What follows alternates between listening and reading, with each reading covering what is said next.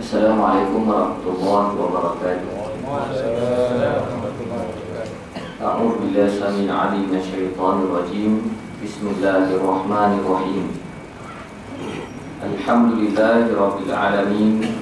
Wassalatu wassalamu ala asyrafil anbiya'i wal mursalin wa ala alihi wa sahbihi ajma'in. Rabbi shrah li sadri wa yassir li amri wahlul 'uqdatam min lisani yafqahu qawli. Subhanaka la ilma lana illa ma 'allamtana innaka antal alimul hakim. Wa la hawla wa la quwwata illa billahil 'aliyyil 'azim. Qala Allah subhanahu wa ta'ala: wa tammat kalimatu rabbika sidqan wa 'adla la mubaddila li kalimatihi wa huwas sami'ul 'alim. Wa qala Nabi sallallahu alaihi wasallam: balighu anni walau ayah wa hadithu an bani Israil wala haraj wa man kadzaba alayya muta'ammidan falyatabawwa maq'adahu minan nar. Sadaqallahu wa rasuluh, amma ba'd. Yang berusaha mengurusi surau yang dimuliakan Tuan Imam, Tuan Bilal, ahli jawatan kuasa surau, pimpinan masyarakat, hadirin hadirat yang dimuliakan Allah Subhanahu wa taala sekalian. Pertama sekali, marilah sama-sama kita rafa'kan kesyukuran kepada Allah. Alhamdulillah, pada malam ini kita dapat bertemu, dan mudah-mudahan pertemuan kita bukan sekadar menambahkan ilmu, bahkan apa yang kita harapkan Allah kurniakan kepada kita ilmu yang berkat, iaitu ilmu yang dapat membimbing diri kita semua supaya menjadi insan yang lebih taat kepada Allah Subhanahu wa taala. Hari ini insya-Allah kita akan membaca beberapa ayat di dalam surah Al-An'am yang menceritakan berkenaan cabaran pemikiran yang dihadapi oleh umat Islam terakhir ini. Sebagaimana yang saya baca pada awal tadi, Allah berfirman: wa tammat kalimatu rabbika sidqan wa 'adla. Allah kata telah sempurnalah kalimat-kalimat Tuhanmu yang maha benar lagi maha adil. Ayat ini kalau kita perasan, ayat yang dibacakan ketika kita menyambut khatam Al-Quran. Kita sambut khatam Al-Quran, dan saya ingat saya ayat ni saya baca waktu darjah 5, darjah 6, waktu perayaan nyambut khatam Al-Quran. Dan kita membaca wa tammat kalimatu rabbika sidqan wa 'adla, sebab kita faham tamat, habislah baca Quran, khatam Quran. Kemudian bila kita dah besar, kita lihat kembali ayat ini dan hubungkan ayat sebelum dan selepas, dan kita melihat beberapa uraian tafsir, maka kita dapati ayat ini merupakan ayat yang mengunci keyakinan umat Islam supaya tidak inferior, tidak merasa rendah diri dengan ajaran yang dipegang. Baik, kita pergi ayat yang bermula daripada ayat 114. Dalam 3 ayat ini Allah menyebutkan beberapa ancaman pemikiran yang boleh menyebabkan umat Islam itu murtad dalam keadaan tak sedar.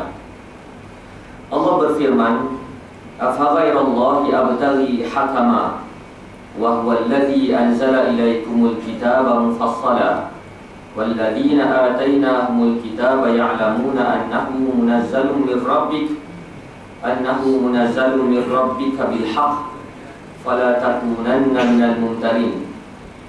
Allah bertanya kepada kita, adakah patut seseorang itu berkata ataupun berharap ataupun memberi kepercayaan bahawasanya selain daripada Allah itu berautoriti untuk menentukan hukuman, menentukan penyelesaian, ataupun orang lain yang menawarkan jalan selain daripada Tuhan, orang itu lebih layak diikuti? Adakah patut kamu kata demikian?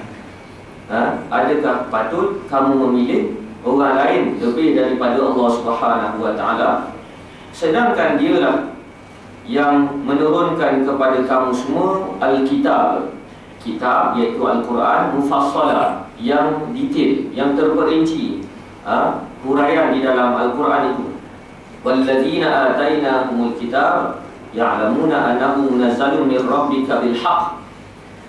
Dan Allah kata golongan-golongan yang diberikan kepada mereka Alkitab, iaitu merujuk kepada ahli kitab, sebenarnya mereka tahu yang turun itu merupakan kalam Tuhan yang benar, yang datang daripada Tuhan yang betul. Fala takunanna minal mumtarin, maka janganlah kamu jadi di kalangan orang-orang yang ragu.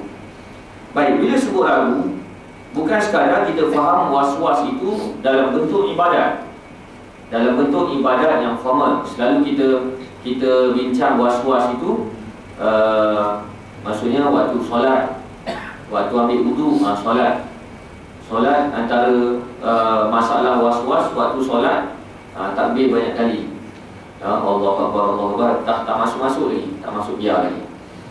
Begitu juga waktu ambil wudu, lepas dah ambil wudu rasa tak kena lagi, dia ambil lagi, habis satu kolak, dia ambil wudu seekor dia. Itu dari sudut was-was, dari sudut ibadat. Tetapi dalam Al-Quran, Allah menceritakan sikap was-was itu bukan sekadar pada ibadat, tetapi pada pemikiran. Was-was pemikiran adalah apabila kita yang Islam ini merasa inferior, merasa tak yakin bahawa bahawasanya Islam boleh selesaikan masalah, maka itu adalah was-was, dan was-was ni kerja syaitan. Baik, kembali pada awal ayat, Allah kata, adakah patut kamu ni kata kamu beriman dengan Tuhan, kamu percaya dengan Allah yang menciptakan, tetapi bila Allah tentukan kepada kamu cara, kamu pilih cara orang lain. Adakah patut? Tak patut. Tidak patut sama sekali. Begitu juga dalam ayat yang lain, Allah mempertikaikan tindakan orang yang was-was dengan hukuman, dengan undang-undang, dengan penyelesaian Islam, dengan disiplin Islam itu sendiri. Allah kata, alam tara ila allazina yas'umuna annahum amanu bima unzila ilaika wa ma unzila min qablik yuriduna an yatahakamu ila at-taghut. Allah kata, tidakkah kamu lihat wahai Muhammad sallallahu alaihi wasallam, di kalangan mereka yang mendakwa beriman denganmu, beriman dengan para nabi, para rasul sebelummu, tetapi mereka lebih redha, mereka lebih suka memilih taghut untuk menyelesaikan masalah mereka. Bermaksud perangai was-was, inferior. Dia rasa tak yakin bahawa bahawasanya Islam dapat selesaikan masalah dia, merupakan masalah yang berkaitan dengan akidah. Walaupun kita sebut ia adalah masalah pemikiran, tetapi dalam Al-Quran meletakkan ia adalah masalah akidah. Baik. Wa huwa allazi anzala ilaikumul kitaba mufassala. Sedangkan kamu erti ke tak erti, Allah menurunkan kepada kamu Al-Quran mufassala, yang terperinci, yang detail. Kamu baca ke tak baca Quran? Yang mudah-mudah kamu kata Islam tak sediakan benda ni. Kan ramai kita dengar kata Islam memanglah sempurna, tapi dalam isu ini tidak mengapa kalau kita ambil pemikiran-pemikiran luar. Sebab apa?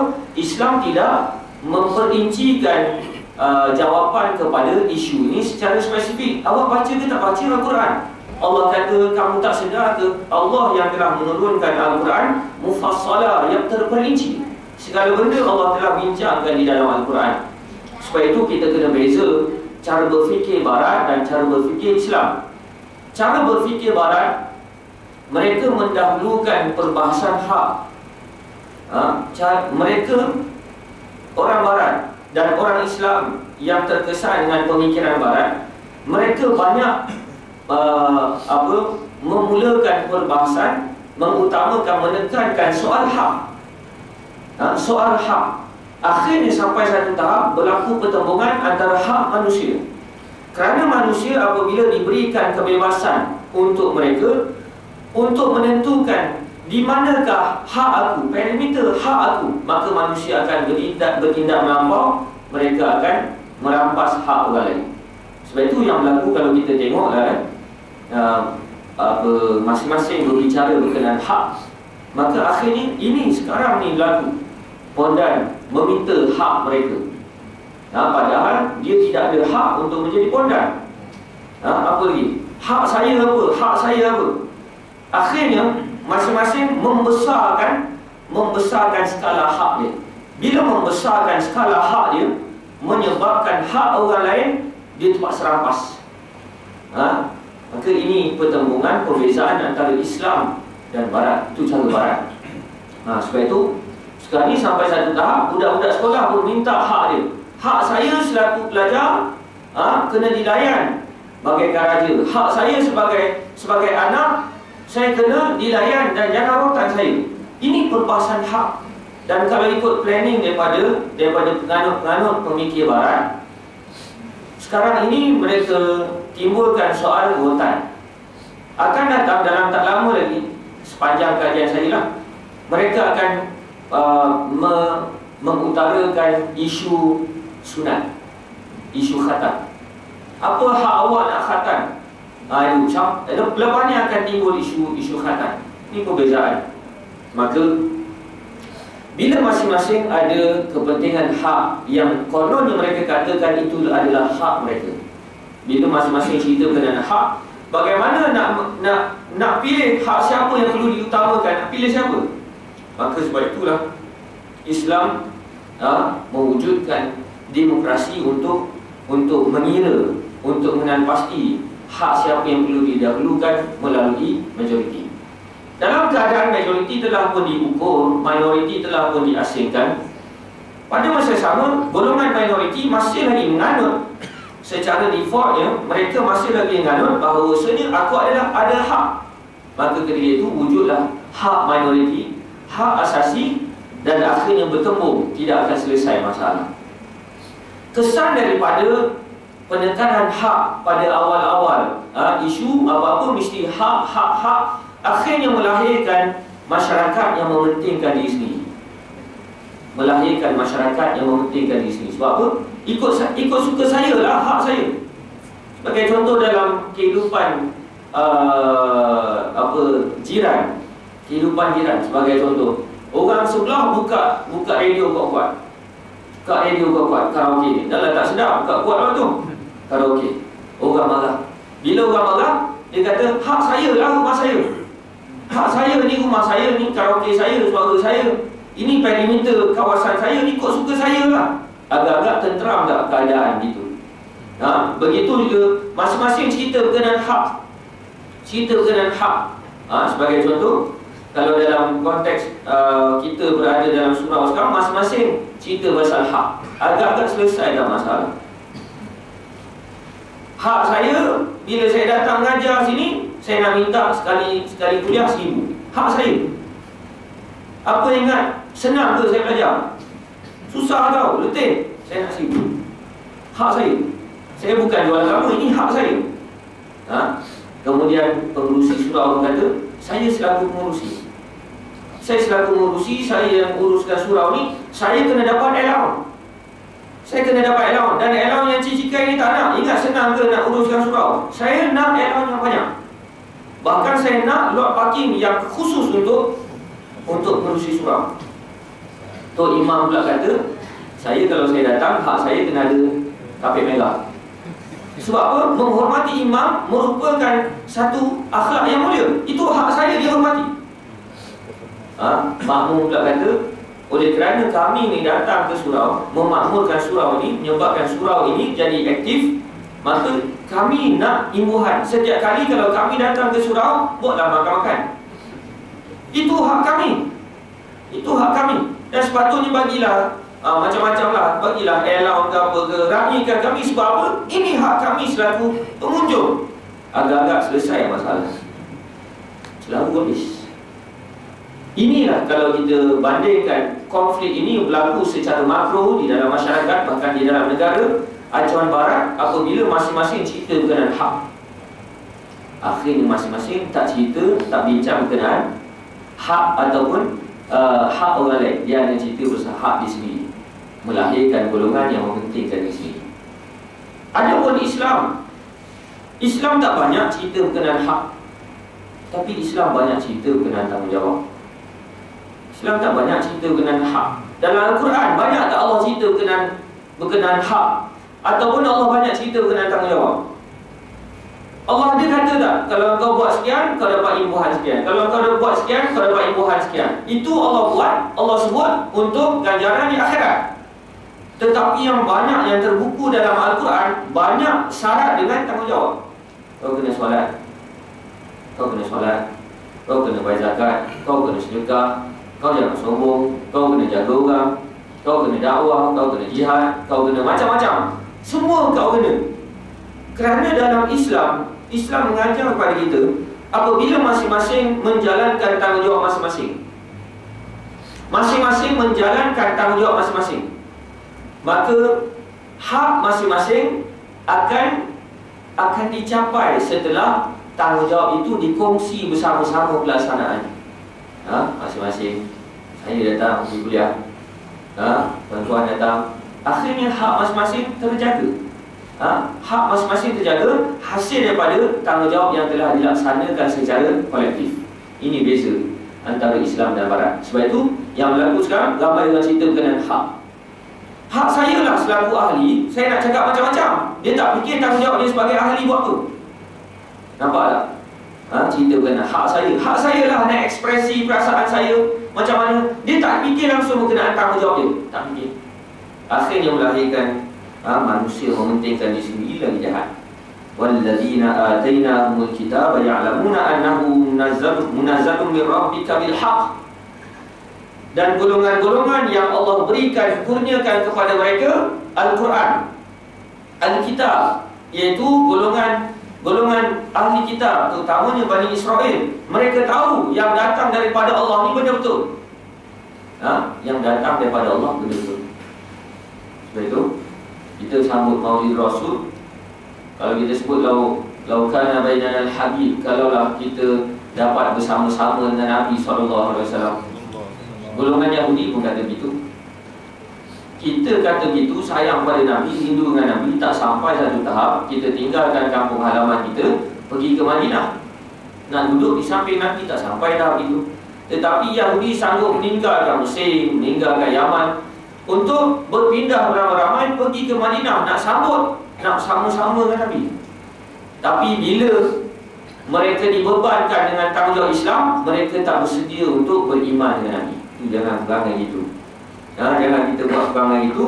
Kita tahu betul-betul, tapi disebabkan komitmen tanggungjawab yang ada pada kebenaran itu, masing-masing menolak kebenaran. Fala takunanna minal mumtarin, jangan kamu jadi golongan-golongan yang ragu.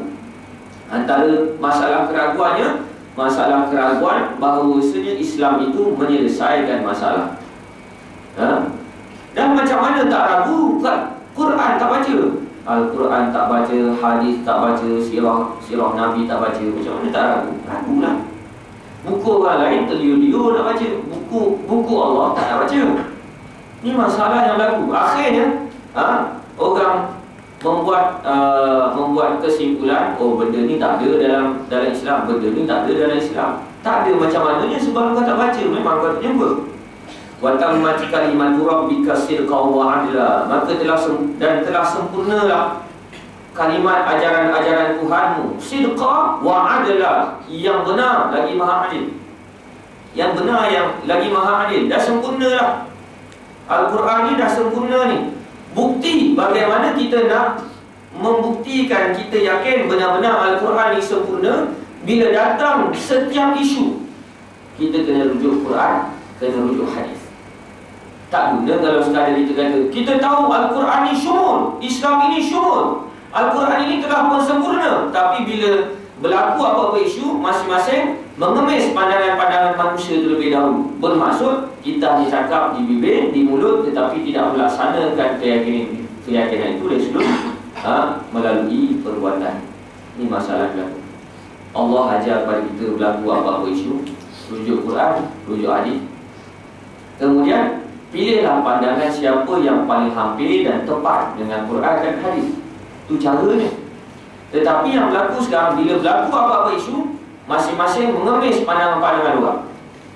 Pandangan ahli akademik ni, pandangan penganalisis ini, pandangan tokoh itu, tokoh ini. Bila kita dah cenderung dengan satu-satu pandangan, kita akan, itu kira nasib baiklah, kita akan mencari ayat Al-Quran tertentu, hadis tertentu, yang menyokong pandangan yang telah kita pilih tadi. Bermaksud nas mengikut kehendak manusia. Adapun yang sepatutnya mula-mula Quran dia tu. Kemudian nak pilih pandangan siapa yang betul, tengok pandangan siapa yang paling hampir dan tepat dengan Quran dan hadis, baru kita pilih. Yang berlaku jadi itulah. Pilih pandangan orang lain dulu. Maka Allah kata la mubaddila li kalimatihi, dan tidak ada alternatif bagi ajarannya, iaitu ajaran Allah Subhanahu wa taala. Lepas itu ramai orang kata ini alternatif. Sistem alternatif, iaitu sistem Islam. Padahal Allah kata Islam ni tak boleh jadi alternatif. Islam ni satu-satunya penyelesaian. Yang banyak sekarang kan, perbankan alternatif, macam-macam lah. Perbankan alternatif, pendidikan alternatif, banyak alternatif. Alternatif yang disebut sekarang adalah Islam. Sedangkan Islam bukan alternatif. Islam adalah solusi. Allah sendiri menafikan Islam tak boleh jadi alternatif. Dan tidak perlu ada alternatif pada Islam. Islam satu-satunya penyelesaian. Sebab apa Islam satu-satunya penyelesaian? Sebab Islam daripada Tuhan. Dah takkan ada orang lebih pandai daripada Tuhan. Sebab itu kita perlu bezakan cara kita berfikir, hubungan kita dengan Allah, bukan sebagaimana hubungan antara rakyat dan kerajaan. Kita bukan rakyat Allah, kita adalah hamba Allah. Ini masalah yang berlaku. Ramai oleh kerana cerdik sangat, cerdik sangat, demokratik sangat, akhirnya dengan Allah pun nak berdemokrasi juga. Kita adalah seolah-olah apa yang diamalkan oleh masyarakat umum sekarang, masing-masing menganggap Allah itu adalah kerajaan dan dia adalah rakyat. Bila dia anggap itu, mana-mana benda yang secocok dengan dia, maka dia akan terima. Itu datang daripada Allah. Tapi kalau benda yang tak secocok dengan perangai dia, tak kena dengan dia, maka dia akan bangkang. Dia akan buat demonstrasi terhadap Allah, tak setuju dengan Allah. Itu bermaksud kita menganggap kita adalah rakyat Allah, sedangkan kita adalah hamba. Sama ada kita suka tak suka, kena ikut. Kalau kita sejujurnya lah kan, dalam Islam ni banyak tak benda yang kita suka? Banyak, jujurlah, jujur. Banyak benda tak suka kan. Solat, sebagai contohlah, tiap-tiap hari kita buat solat. Suka ke solat? Suka ke solat? Jujurlah, suka ke? Tiba-tiba kena bangun pagi orang lain tidur lagi, kita kena bangun pagi, bangun subuh. Suka ke? Tak suka. Tak suka. Apa lagi? Apa lagi benda komitmen Islam? Puasa suka ke? Tak boleh makan babi, suka ke? Kalau kita tanya orang yang pernah makan babi, dia orang mengatakan babi ni memang sesedap-sedap daging babi. Sedap. Saya jumpa kawan yang dia pernah termakan babi selama seminggu. Dia belajar luar negara. Tak payah sebut lah nanti. Dia belajar luar negara, yang dia kata siapa yang belajar memang awal-awal memang selalu termakan babi sebab tak tahu. Dia pergi kelas, dia makan macam pap lah, macam kari pap ke apa kan. Dalam tu inti daging. Dia makan, sedap. Seminggu di bantai benda. Tapi bila dah lepas seminggu, terserempak dengan senior dia baru cakap, tahu tak benda tu apa? Tak tahu, babi tu. Seminggu dah. Tanya kat dia, babi ni sedap. Dia dengan muka jujur, dia kata, sedap tu. Tak geli je, tak. Sedapnya babi itu mengatasi geli kita. Tak geli ke? Dia kata, sedap tu, sedap. Kalau Ustaz rasa punya sedap. Sedap. Tak menyesal ke? Oleh kerana hukum menyesal, tapi kalau dari sudut rasa tu memang sedap. Dia kata, kalau ikut ni. Tapi nak macam mana? Memang kebanyakan arahan Tuhan ni kita tak suka. Aku tahu tak suka. Tak suka, tapi oleh kerana kita tahu Allah tu Tuhan, kita ni hamba. Dan nak macam mana walaupun kita tak suka tak suka juga, tapi kena buat, kena tinggal. Tapi kalau kita menganggap kita ni adalah rakyat Allah, kita akan tanya, apa rasionalnya Allah kata begitu? Apa rasionalnya? Apa logiknya? Apa untungnya kalau kita ikut apa yang Tuhan buat? Maka di sinilah berlaku masalah yang seterusnya. Allah kata dalam ayat yang ke-116, ayat yang seterusnya, Allah kata, wa in tuti' aktsara man fil ardi yudilluka an sabilillah iyattabi'una illa dhann wa inhum illa yakhrusun. Allah kata, dan sekiranya engkau, wahai Muhammad sallallahu alaihi wasallam, sekiranya engkau taat ikut kepada golongan majoriti yang berada di atas bumi ini, sudah pasti mereka akan menyesatkan kamu daripada jalan yang Allah redha, kerana mereka itu mengikut jalan melainkan benda yang mereka sangka sahaja, sedangkan mereka itu teraba-raba dan buta. Yang ke-116 ni huraian yang agak panjang, sebab ia berkaitan dengan satu dasar yang kita terima sebagai mekanisme tetapi kita tidak terima sebagai prinsip, iaitu dasar demokrasi. Dasar demokrasi. Ayat ni terang-terang Allah kata, Allah sebut berkenaan ruang lompong ataupun blind spot demokrasi. Baik, sebelum ni kita nak cerita sikit. Demokrasi ni kita ambil sebagai alat, sebagai mekanisme, bukan sebagai prinsip, bukan sebagai cita-cita, bukan sebagai agenda, tetapi sebagai alat. Oleh kerana masing-masing mengiktiraf sistem demokrasi, penilaian demokrasi, maka kita guna buat sementara waktu.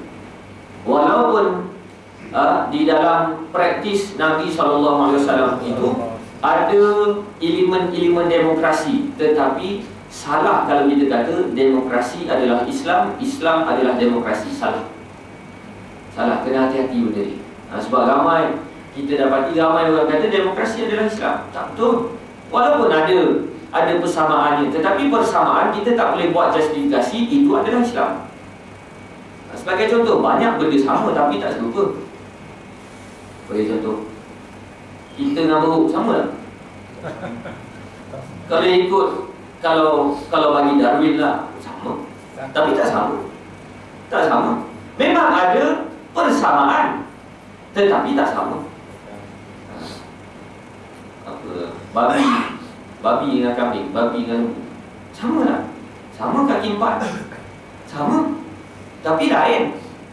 Begitu juga demokrasi dan Islam itu mempunyai jurang perbezaan yang cukup besar kalau kita faham. Allah ingatkan kepada Nabi, jangan kamu gunakan, jangan kamu guna tanpa batas demokrasi itu sampai satu tahap benda prinsip pun kena guna majority. Tak betul. Baik, tak silap saya pernah cerita ke? Belum cerita. Allah mengisahkan di dalam Al-Quran bahawasanya Fir'aun itu seorang pemerintah yang cukup demokratik. Kita jangan anggap Fir'aun ni dia dah datang, dia terus bunuh orang. Tak, dia sangat demokratik. Dia tak bunuh Nabi Musa terus, tak. Dia mengamalkan demokrasi. Tetapi demokrasi acuan Fir'aun itu mampu dimanipulasi supaya tindakan-tindakan jahat itu direstui oleh golongan majoriti. Nampak? Antaranya Allah sebut, Allah kata dialog Fir'aun, alaysa li mulku Misra wa hadhihi al-anharu tajri min tahti afala tubsirun am ana khairun min hadzal ladzi huwa muhin wa la yakadu yubin. Allah kata, Fir'aun kata, sebelum ni kisah ni menceritakan Fir'aun panggil Nabi Musa untuk berwacana di hadapan rakyat. Dialog di hadapan rakyat. Demokratik tak? Demokratik je lah. Berwacana, kau Musa duduk situ, aku duduk sini, jom kita berdebat, kita berwacana di hadapan rakyat. Baik, Fir'aun kata, bukankah Mesir ini membangun disebabkan aku, dan bukankah Sungai Nil yang memberi nyawa kepada kamu merupakan projek sediaan, projek aku yang buat. Am ana khairu min hadzal ladzi huwa muhin wa la yakadu yubin. Allah sebut kena dialog Fir'aun ini. Kemudian Fir'aun kata, ataupun aku ni kan lebih baik daripada Musa. Musa ni dah lah tak ada standard, kemudian tak berhenti bercakap. Fir'aun menggunakan perkataan am, iaitu maksudnya atau. Atau ni maksudnya apa? Nak ni ke nak tu? Maksudnya apa? Pilihan. Pilihan. Dia tak paksa rakyat untuk lawan Musa bersama-sama dengan dia. Dia tak paksa pada awal, dia tak paksa. Tetapi dia memberi pilihan kepada rakyat. Nak pilih aku ke nak pilih Musa? Tapi benda yang dibuat oleh Fir'aun ni, penerangan dipegang Nabi Musa tak boleh cakap. Demokrasi tak Fir'aun? Demokrasi. Begitu juga dalam bila Fir'aun dah tak dapat kawal dengan hujah-hujah Nabi Musa ketika dialog, dia ingatkan dia boleh makan Nabi Musa. Tengok-tengok tak boleh makan. Sebab apa Fir'aun berani panggil Nabi Musa untuk berwacana? Sebab dia tahu Nabi Musa ni gagal. Tapi Allah bagi bantuan pada Nabi Musa. Bila wacana siri yang terakhir, Allah menyembuhkan pelat Nabi Musa itu, menyebabkan Nabi Musa boleh cakap dengan peta. Akhirnya kalah hujah Fir'aun. Bila kalah hujah Fir'aun sekali lagi menggunakan demokrasi. Famadza ta'murun. Dia tanya pada rakyat, buat pancian, buat pandangan, pungutan suara di kalangan rakyat. Apa pandangan kamu semua secara demokrasi lah? Apa pandangan kamu semua yang kita nak kenakan tindakan pada Musa? Apa tindakan yang paling elok? Kemudian rakyat majoriti bersetuju bahawasanya kena hapuskan Nabi Musa dan ikut Nabi Musa. Dibuat tindakan Fir'aun itu dengan lesen majoriti, dengan lesen demokrasi. Baik. Maka Allah sebutkan antara kelompokan demokrasi ini, iaitu demokrasi boleh dimanipulasi oleh pemerintah yang jahat ataupun orang berkuasa yang jahat. Allah kata apa? Fastakhaffa qaumahu fa'ata'u. Allah kata Fir'aun telah berjaya membodohkan rakyatnya, dan rakyat yang bodoh senantiasa bersetuju taat dengan Fir'aun. Maksudnya kalau kita betul-betul nak guna demokrasi sedangkan kita ni jahat, boleh? Maksudnya macam mana? Kita memerintah, kemudian kita pastikan rakyat itu bodoh, ataupun kita bagi maklumat yang salah pada rakyat. Ketika itu pandangan majoriti rakyat ditentukan oleh kita sejauh mana kita pandai memanipulasi persepsi rakyat. Maka itu kelompokan demokrasi yang Allah rakamkan dalam Quran. Adapun Islam pada perkara teknikal, perkara yang berkaitan dengan teknikal, berkaitan dengan strategi, tidak ada kaitan dengan dasar dan prinsip, maka Islam membenarkan pada kita untuk menggunakan kuasa majoriti. Bagi contoh dalam perang Uhud, Nabi pada awalnya bercadang untuk berperang di Madinah sebagai defensif. Tak nak keluar.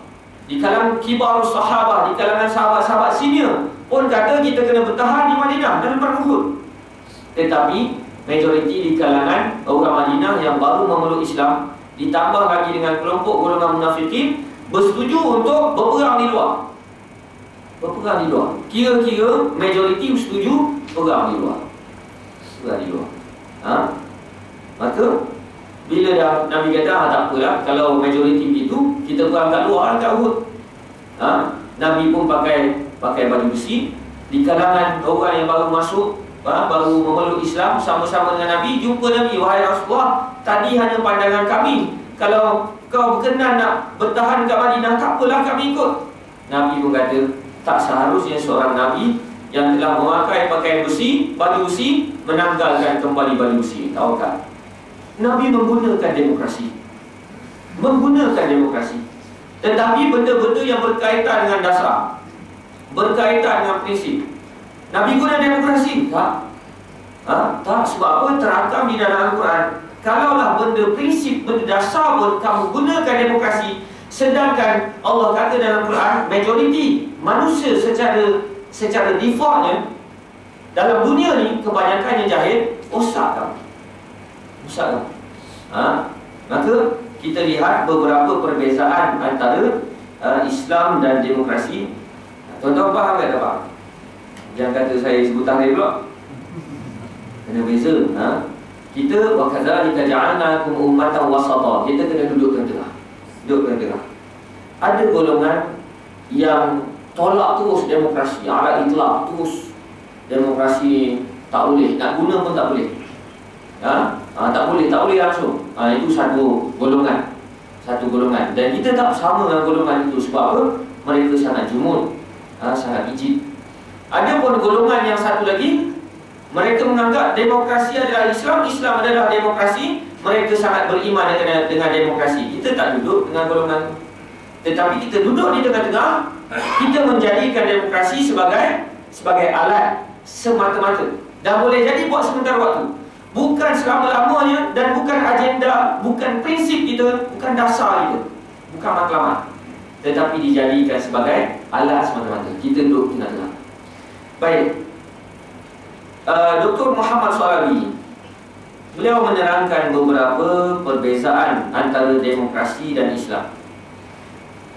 Institusi yang diwujudkan oleh Islam untuk mengeluarkan, untuk menentukan satu-satu pandangan ataupun dasar, kita sebut sebagai syura. Maka beliau bahaskan apakah beza antara demokrasi dan syura. Beliau sebutkan anna demokratiyah ghaliban ma kanat tumarisu fi anzimatin siyasiyatin la diniyatin la siyama fil gharb li'anna al-i'tiqad kana sa'idan anna al-hukm ad-dini yantaju tabaqatu kahanutiyah wa yaj'alul hakim muqaddasan. Baik, dari sudut barat, golongan-golongan barat, mereka menganggap bahawasanya demokrasi itu semata-mata sistem politik, bukan komitmen agama. Bahkan mereka mewujudkan demokrasi itu untuk keluar daripada komitmen agama. Sebab demokrasi merupakan mekanisme yang terhasil daripada zaman Barat keluar daripada kegelapan dan wujudnya golongan Protestan. Baik, secara sejarahnya kita belajar, bila golongan Barat itu dianiaya, ditindas oleh gereja, mereka keluar lawan gereja, maka berlakulah gelombang Renaissance. Bila adanya gerakan Renaissance berjaya, wujudlah golongan Protestan. Golongan Protestan ini golongan yang sangat prejudis terhadap agama, dan mereka mencari jalan untuk keluar daripada komitmen tanggungjawab agama. Maka mereka mewujudkan, mereka menggunakan cara demokrasi, iaitu seolah-olah mereka mengatakan, baik, Tuhan kata B, Tuhan kata A, tapi kami dapati majoriti manusia kata B. Maka takkan nak ikut Tuhan yang satu ni, kena ikut majoriti. Maka mereka wujudkan demokrasi untuk keluar daripada kekuasaan Tuhan. Maka daripada Protestan itulah wujudnya sekular. Baik, adapun syura ataupun Islam itu sendiri melihat bahawasanya syura merupakan komitmen Islam yang menyebabkan apabila kita jalankan syura, menyebabkan kita taat dengan Allah Subhanahu Wa Taala, bukan kerjanya nak cekadar ataupun nak keluar daripada tanggungjawab Allah Subhanahu Wa Taala. Itu beza. Demokrasi nak keluar, nak lari daripada Tuhan. Kita nak datang pada Tuhan. Syura. Mungkin waktu yang lain saya boleh ceritakan konsep secara detail apakah itu syura. Baik, yang kedua, idza tamma hasru ahdaf ad-demokratiyyah fil qadayatil maliyah al-bahtah atau illuha fi siyasati wal hukmi. Baik,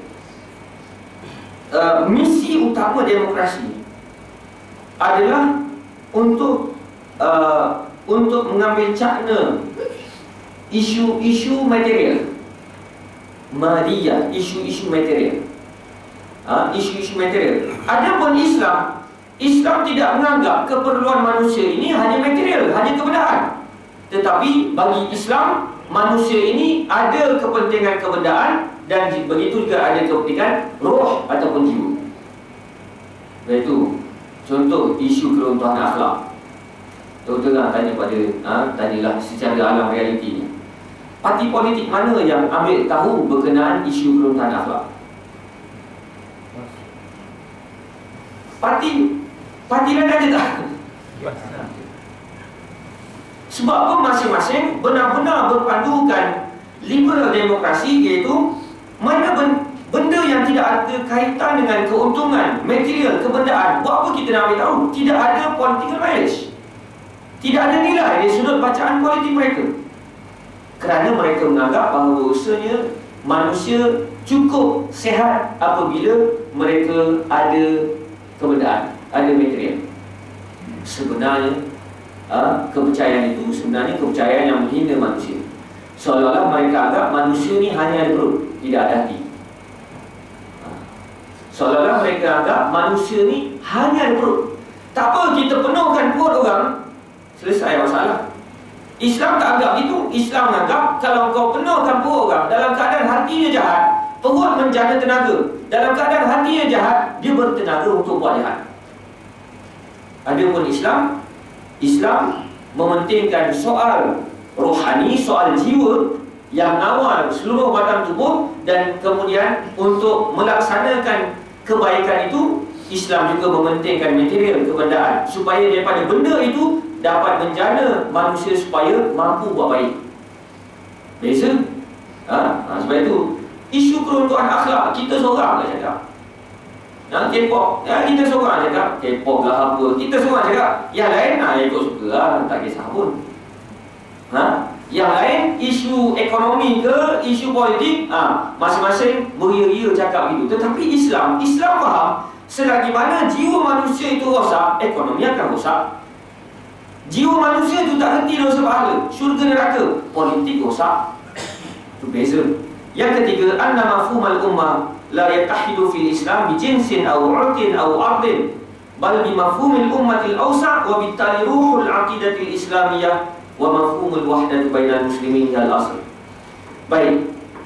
Yang ketiga, makna majoriti di dalam Islam bukan diwakili oleh mana-mana kaum, mana-mana kelompok, tetapi makna majoriti di dalam Islam iaitu pandangan, keputusan yang paling hampir, yang paling tepat dengan nas, dengan Quran, dengan hadis, dengan Islam. Maka itu adalah majoriti. Walaupun yang berpandangan yang selari dengan Quran dan hadis itu seorang. Adapun ajaran demokrasi, mereka menganggap bahawasanya yang menjadi Tuhan adalah angka majoriti. Angka majoriti. Kita, kalaulah sebagai contoh, benda contohlah kat surau ni, walaupun takkan terjadilah, waktu maghrib, kita nak solat maghrib ke tak solat maghrib? Kita nak solat maghrib ke tak solat maghrib? Maka majoriti di kalangan ahli surau, bukan surau sini, surau lain, boleh jadi jahil lah ke, 90% kata tak payah solat. Tak payah solat. Solat ni kulit je, tak payah solat. 10% sahaja yang mengatakan tak, kita kena solat, kita kena solat. Maka ketika itu yang menjadi majoriti bagi Islam adalah 10% tu, walaupun angkanya sedikit. Adapun demokrasi, tak kira lah langgar Tuhan, yang penting majoriti. Sebab itu tak betul kalau orang kata untuk laksanakan hudud qisas, tak apa, kita tunggu, kita bergantung lah. Kalau majoriti setuju, kita buat lah. Kalau majoriti tak setuju, tak apalah, kita tak buat. Tak apa, kita tak buat. Soal kita mampu tak mampu buat tu soal lain. Tetapi dosa kalau kita kata kita hanya bergantung dengan majoriti. Kalau majoriti setuju dengan Tuhan, kita akan ikut Tuhan. Tapi kalau majoriti tak setuju dengan Tuhan, tak apalah, kita tinggal Tuhan sekejap.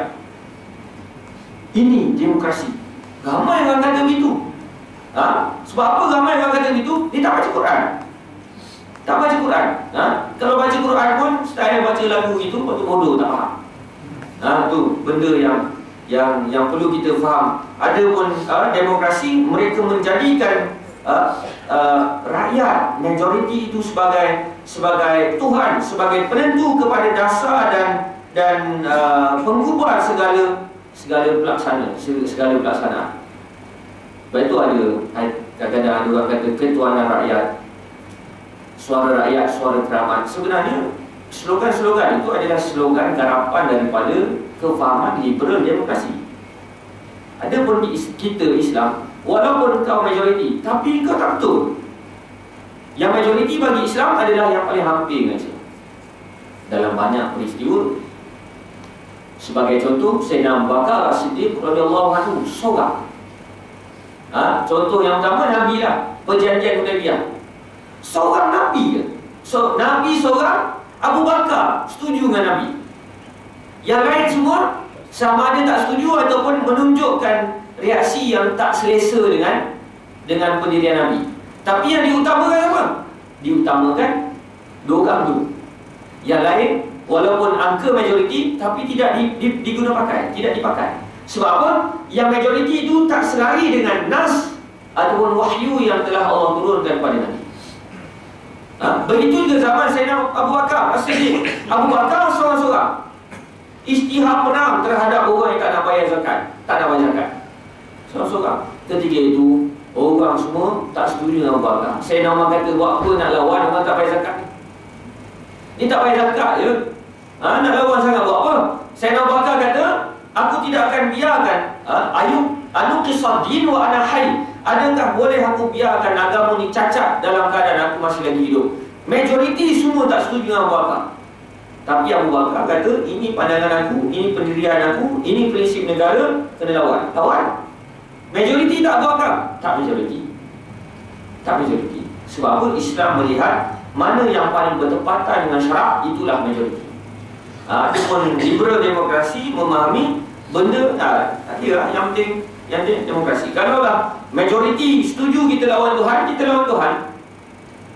Majoriti kata kita kena taat Tuhan, kita taat Tuhan, kan kepada majoriti. Itu demokrasi. Baik. Yang kelima, perbincangan dalam menentukan hala tuju dan dasar di dalam Islam melalui syura. Mengambil kira soal akhlak, soal undang-undang, soal kerja dan soal politik Islam, survival politik Islam, itu merupakan timbangan-timbangan yang diutamakan dalam perbahasan soal hala tuju Islam. Ada pun demokrasi yang dibawa oleh Barat, tahsilul manafi' wal qiyamun nisbiyah. Mereka hanya menumpukan soal manfaat keuntungan, dan kepuasan hati secara spesifik ataupun orang-orang tertentu. Mana benda yang tidak ada manfaat material bagi mereka, maka tak payah ambil tahu lah. Tak payah ambil tahu. Sebab apa? Sebab demokrasi ini merupakan pelaksana kepada satu dasar yang lain, iaitu al-ghayah tubarrirul wasilah, matlamat menghalalkan cara. Macam mana kita nak halalkan benda jahat yang kita buat? Maka kita manipulasikan angka majoriti. Macam mana nak pastikan majoriti setuju dengan benda jahat yang kita buat? Maka kita kena tipu golongan majoriti melalui mass media dan macam-macam. Maka bila kita buat jahat, mesti dia orang setuju, maka matlamat menghalalkan cara. Ini yang berlaku. Maka kalau kita lihat perbezaan antara Islam dan demokrasi itu merupakan perbezaan yang cukup jurang yang cukup besar. Kita kena hati-hati. Kemudian Allah kata, Inna rabbaka huwa a'lamu man yadhillu an sabili wa huwa a'lamu bil muhtadin.